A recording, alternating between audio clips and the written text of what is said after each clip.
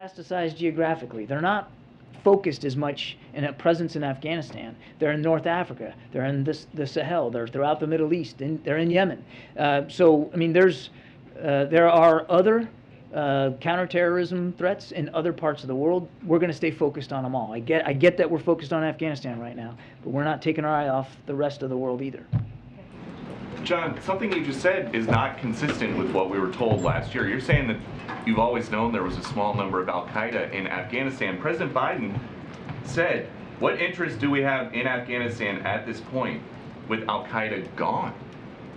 Yeah, I mean, in a major way, al-Qaeda was not playing no, wait, let me finish. They weren't playing a major role in operations or resourcing or planning in Afghanistan.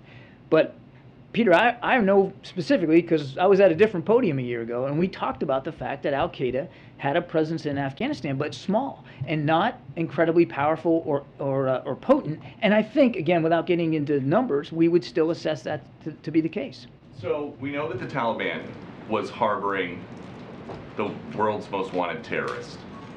You guys gave a whole country to a bunch of people that are on the FBI most wanted list. What did you think was going to happen? I would take issue with the premise that we gave a whole country to terrorist groups. I mean, again, I'd encourage you to ask. Harboring the world's #1 terrorist. How is that not giving a country to a terrorist sympathizing group, if not giving them permission to have terrorists just sit on a balcony? The question, I mean, Peter, the way you asked that, it makes it sound like we owned Afghanistan a year ago. It wasn't our country. It was an independent sovereign state.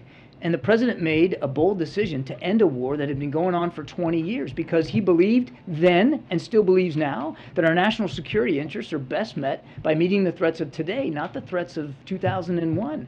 And I don't want to relitigate the whole war here, but obviously no one anticipated the Ghani government to fall as fast as it did. But we said at the time that as we depart Afghanistan, we're going to keep vigilant. We're going to stay ready, and we're not going to let Afghanistan become a safe haven for terrorists who threaten our homeland. And this past weekend, we proved that case precisely. But so now that you know that the Taliban is not living up to the part of the deal that they made with the U.S. to not let Afghanistan be a place that terrorists feel like they can be safe, what are you going to do about it?